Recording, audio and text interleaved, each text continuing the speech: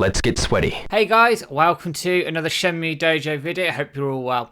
Today I wanted to take a little bit of inspiration from one of the blog posts that our staff member Hiki put together a few weeks ago, and this is talking around the 18-year wait for Shenmue 3 and whether our expectations and the 18-year wait may have harmed the Shenmue series as a whole, and also a little bit around Shenmue 3 and some of the execution around it. I'm not going to go into too much detail around that because that's been discussed to death. I wanted more to talk around the things that we were hyping up for so long and sort of how that may have fed into things going forward. So let's drop straight in. Let's look at the hype for 18 years. So paint the picture here. Shenmue 2 finishes, we're in 2001, 2002/3, depending if you played on Xbox or not. And we've had all the cave scene and everything, and then it all stops. So we then drop into the community here and around this anticipation. Now, bearing in mind the end of Shenmue 2 is probably one of the greatest endings of a game, or greatest cliffhangers anyway, in gaming history. We all know what it is. It's phenomenal. It's absolutely phenomenal. So already our expectations were right up here. Of that bar from Shenmue 2 was set. It was humongous. And within this 18-year wait, we then start theorising. We start looking at Zhuing and Zimming, the arc there, and some of the comics that have come out from the Xbox version example. And within that, we see Niao-san, who we knew was due to appear later in the Shenmue series, was touted for Shenmue 3. And all we really had from her perspective, in terms of information and what she looked like, was one video that was released around sort of E3 TGS build up towards the Shenmue series starting coming out, and then a little bit of character concept art in one of the Shenmue videos in build up again to the release of the original game. So we don't have a lot of information there. We look at some of the story arcs that we have in Shenmue 2 that we talk about and build up. Obviously you have the mirrors and how that's going to fit into the prophecy, Shenfa and where she's going to fit, what happens with Lan Di and the Chiyu men. All these things have been built up. And again, we've had a long time to sort of bring this up and hype these up in our heads. Not to say that some of this shouldn't have been resolved, don't get me wrong, but that anticipation was palpable. It was there. It was always there from the Shenmue community. And one thing that actually I'm going to quote from Mike from Gang Entertainment, who put out a video about this, is actually he said that 18-year wait for a video game, no game ever could live up to those expectations. So my question as part of that is, say the story execution of Shenmue 3 was better.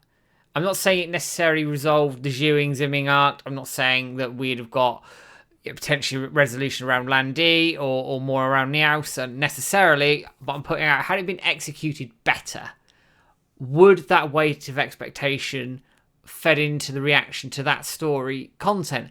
I don't know. I'm putting that question out there. We obviously know that the Shenmue 3 story content probably wasn't executed the way they wanted. And I think this feeds into a little bit is the fact as Shenmue fans, we didn't want compromise in terms of the story. We didn't want compromise in terms of the content.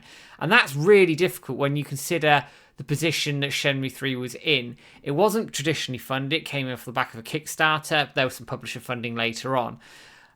I guess the question is, would we have got a less compromised version had it been on Dreamcast, Xbox, etc.? Because I expect we got a very compromised version, certainly from a story perspective, of Shenmue 3. And my personal theory on that is we got the basis of the Shenmue scripts, rather than all that stuff that's filled in and fills the world, fills the characters, develops all those links, develops all those motivations and things, and really gives that well-rounded story effect that a Shenmue 2 definitely had. Shenmue 1, maybe not as much, being honest with, in my opinion on that, potentially. But again, having that fleshed out, I think, even with the things that were done in Shenmue 3, had that been fleshed out more, I expect it would have probably had a better reaction. But would that weight of expectation also counterbalance that? I don't know. So then we come on to the Dreamcast and the Xbox, and had it been allowed to continue back then. One of the big questions around this is, what sort of Shenmue 3 would we have got? Now, as we know, Shenmue 3, in terms of the content, take away the story for the minute, in terms of gameplay content here, we had arcades in Bailu Village, we had the stamina system, We had a new fighting system as well, which we know 99% had it continued when we finished Shenmue 2, I expect the Virtual Fighter system would have come across, so that would have been ticked away. And I'm asking, for example, what Bailu Village might have looked like. Would that have been a much more rural setting? Would there have been less to do there? Or, if there wasn't less to do, how could they have sort of encapsulated that rural feeling within the game engine that they had? Shenmue 3 went and put the arcade there and put more little gambling type bits and pieces to do. I expect to pad out the village a little bit and give it a little bit more for players to engage with and as part of the economy system. Would have Shenmue 3's economy system on a Dreamcast / Xbox needed that sort of thing? We really don't know. Again, I'm just sort of spitballing here. But my point is essentially, Bailu Village, in my view, would have been a lot more rural. So they would have had to have lent into that to give people things to do, or made it a very, very, very almost linear type experience in terms of the story to negate, I think, some of that rural feeling that would have left the player with not a huge amount to do. Bearing in mind, we love the Shenmue 2 finish, the walking through Guilin, the conversation with Shenfang, which I do think would have been in Shenmue 3 on Dreamcast anyway, or Xbox, and we got those in the release that we obviously had recently. But some people find that boring. That's their personal opinion. So how do you negate that? Do you go for a more linear experience around the story? You go from A to B to C to D, and then in theory Niawu opens up more to the traditional Shenmue stuff where you've got arcades, gambling, and all that sort of stuff. Potentially, I don't know. There is obviously, if it comes out sooner, back then, you could have had the previous engine to use, you'd have had the Virtual Fighter system, a lot of the key routines and things would have been established already, and then you just build on that. So more time and resource could have gone into fleshing out the Shenmue 3 story and really give us a good, proper training arc, rather than, I think, in the some aspects, rushed element of Shenmue 3 on the modern platforms, essentially. So that could have been very, very helpful in fleshing out that middle chapter training arc, if you like. I also bring up, and this has been brought up a lot recently, is the Ready for Next Gen article from Kitsuko in 2006. As I say, I personally think there was a lot of credence behind that, given that Shenmue Online was still being touted at the time, Yu Suzuki was still working with Sega.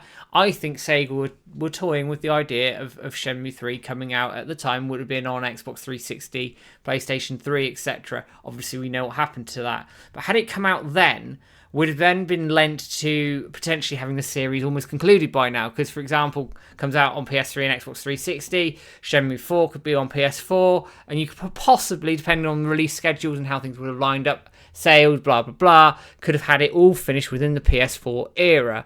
So there would have been less anxiety around the series, less, I think, for us to build up and build up and build up and build up.